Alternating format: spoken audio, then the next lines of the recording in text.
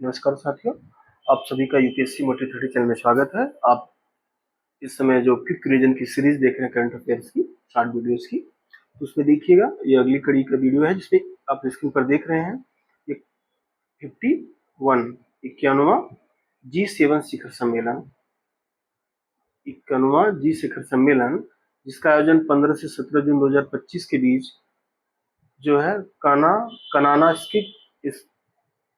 किस Alberta Canada में हुआ था। यह कनाना स्किस में दूसरी बार आयोजित किया गया, पहली बार 2002 में। ये देखिए, इससे बहुत सारे क्वेश्चन बन सकते हैं कथन कांड के। अक्सर उत्तर प्रदेश लोकसभा ऐसे प्रश्न को बनाता है कि 15 से 17 जून के बीच हुआ, अल्बर्टा कनाडा में हुआ, और तीसरा स्टेटमेंट रहेगा अल्बर्टा के कनाना स्किस में यह दूसरी बार हुआ है। ऐसा अध्यक्षता किसने किया? मार्क कार्नी कनाडा के प्रधानमंत्री ने किया। विशेष आमंत्रित अतिथि कौन थे? प्रधानमंत्री भारत के। अब इसमें क्या क्या चीजें हुई G7 में? प्रमुख एजेंडा इसका क्या था कि वैश्विक संघर्ष जो चल रहा है, विश्व में जो संघर्ष चल रहा है, इजराइल ईरान का युद्ध, इजराइल की आत्मरक्षा का समर्थन किया गया, रूस के विरुद्ध यूक्रेन का समर्थन किया गया, अंतर्राष्ट्रीय मानवीय सहायता और शरणार्थी के संरक्षण की बात की गई। जो देश है इन्होंने जो है ये चीज किया G7 सम्मेलन में। आर्थिक और पर्यावरणीय मुद्दों पर क्या बात हुई? वैश्विक आर्थिक स्थिरता पर बल दिया गया, मुद्रास्फीति, आर्थिक मंदी, आपूर्ति श्रृंखला की सुरक्षा के लिए बात हुई, डिजिटल संक्रमण, उभरती तकनीकों पर सहयोग की बात हुई, ऊर्जा सुरक्षा, नवीकरणीय स्रोतों और हाइड्रोजन पर बल दिया गया, जलवायु परिवर्तन पर नेट जीरो के लक्ष्य की बात हुई, साइबर सुरक्षा और AI क्वांटम कंप्यूटिंग की क्या हुई? बातें हुई। G7 के बारे में देखिए, विकसित देशों का एक अंतर्राष्ट्रीय संगठन है, जो विकसित राष्ट्र है उनका। 1975 में फ्रांस के राष्ट्रपति थे वलेरी जिस्कार्ड d'Estaing, इनके द्वारा गठित किया गया था। पहले G6 के रूप में प्रथम बैठक हुई थी, और 1976 में कनाडा और 98 में क्या रसिया, ये 7वां बना, ये 8वां बना। लेकिन अभी क्या हो गया है, इसको निकाल दिया गया तो G7 हो गया। 14 में रूस को निष्कासित कर दिया गया क्रीमिया पर कब्जे के बाद। इसीलिए क्या होगा, अब पूछा जाए G7 का गठन कब हुआ था, तो ये हुआ था 1975 में। तो G6 के रूप में हुआ था, फिर G7 हुआ, 8 हुआ, अभी क्या हो गया 7 जो है। फिर कौन कौन से देश हैं? America, Italy, Canada, Germany, UK, France और जापान। ठीक है, आप सभी गूगल से सर्च करिएगा कि अगला G7 कब और कहाँ होगा। 51वां G7 सम्मेलन हुआ है। अब अगले आप गूगल करिएगा, शिवानी और चीजें आप देखेंगे। ये देखिए, नाटो शिखर सम्मेलन 2025 का आयोजन कब हुआ था? 25 जून 2025 को। 32 देश इसके सदस्य शामिल हैं इसमें। द हेग नीदरलैंड की राजधानी है, नीदरलैंड की शहर है द हेग, वहां पर आयोजित किया गया था। नीदरलैंड में पहली बार आयोजन हुआ था। इसके महासचिव है मार्क रूटे, डच के प्रधानमंत्री पूर्व। इनका कार्यकाल की शुरुआत हुई यहीं से। विशेष अतिथि थे जेलेंस्की, यूक्रेन के राष्ट्रपति। मुख्य एजेंडा क्या था कि रक्षा खर्च का नया जो लक्ष्य रखा गया है कि GDP का 5% क्या होगा, हम रक्षा पर खर्च करेंगे। सभी सदस्य देशों ने रक्षा और सुरक्षा के लिए खर्च GDP का 5% तक बढ़ाने का सहमति जताई। 3.5% सैन्य खर्च हथियार और सैन्य उपकरणों पर, और 1.5% खर्च साइबर सुरक्षा, बुनियादी ढांचा और रिसर्च पर जो है करने की सहमति बनी। सामूहिक सुरक्षा की पुष्टि जो अनुच्छेद 5 में है।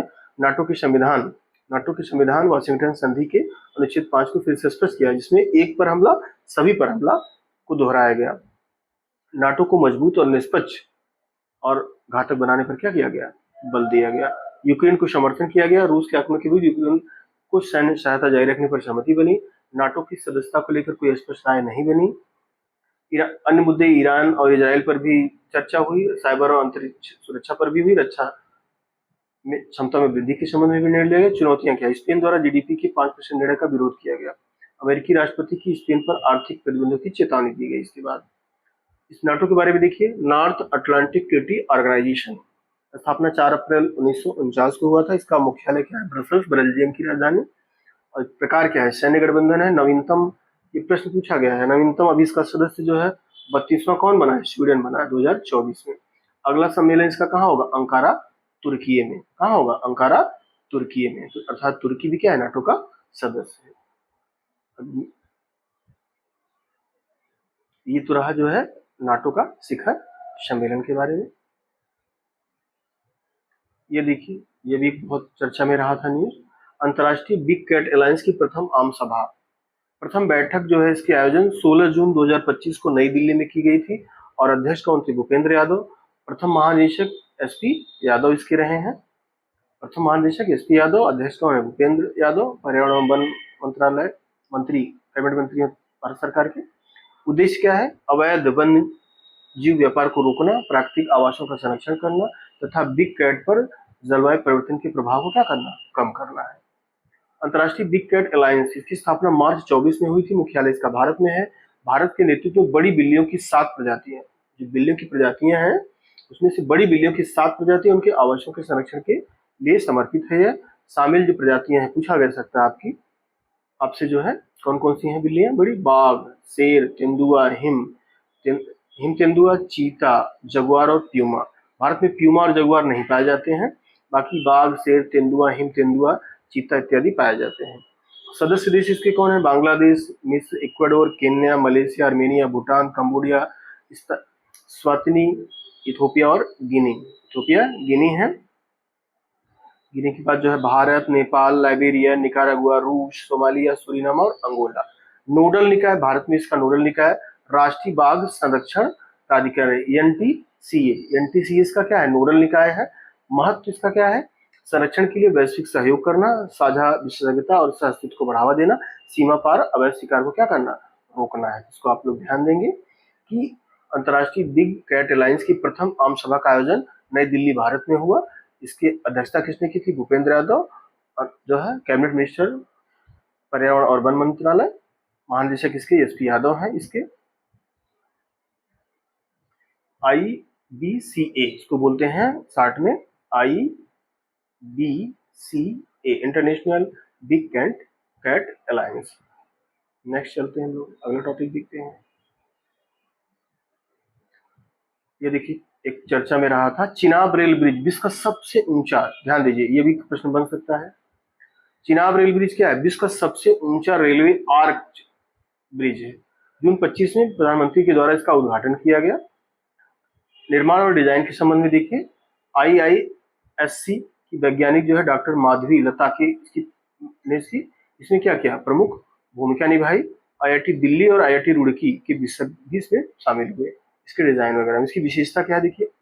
ऊंचाई नदी तल से 559 मीटर, एफिल टावर से 35 मीटर ऊंचा है। लंबाई इसकी 1315 अर्थात 1.3 किलोमीटर इसकी लंबाई है। मुख्य मेहराब की लंबाई 467 मीटर है। भारत में सबसे लंबा ऐसा है। ट्रेन की गति और जीवन काल, 100 किलोमीटर प्रति घंटा की रफ्तार से ट्रेन इस पर गुजर सकती है और इसकी लाइफ कितना है? 120 साल तक के लिए डिजाइन किया गया है इस ट्रैक को, इस ब्रिज को। हवा और भूकंप प्रतिरोध है, अगर 260 किलोमीटर प्रति घंटा तक की हवा को झेल सकता है, बड़े भूकंपों का सामना भी करने में क्या है? सक्षम है। विस्फोट रोधी, 40 टन TNT के बराबर विस्फोट का प्रतिरोध करने के लिए डिजाइन किया गया है। तापमान सहनशीलता -20 सेंटीग्रेड भी सहन कर सकती है। अनुमानित लागत जो है 1486 करोड़ रुपए है। महत्व, यह पुल कश्मीर को पूरे भारत से साल भर रेल कनेक्टिविटी प्रदान करता है। पहले क्या होता था, जब बर्फबारी होती थी तो जो है कनेक्टिविटी क्या हो जाती, कश्मीर से जम्मू से, और कश्मीर से क्या होती, जो कट जाती थी। तो यह सामरिक रूप से और अंतर्राष्ट्रीय जो इसमें गतिविधियां हैं हमारे दुश्मन देशों की बॉर्डर पर, तो सामरिक महत्व के लिए बहुत महत्वपूर्ण हो जाता है, खाद्य और रसद पहुंचाने के लिए और देश की सुरक्षा के लिए। मिलते हैं नेक्स्ट वीडियो में। Thank you.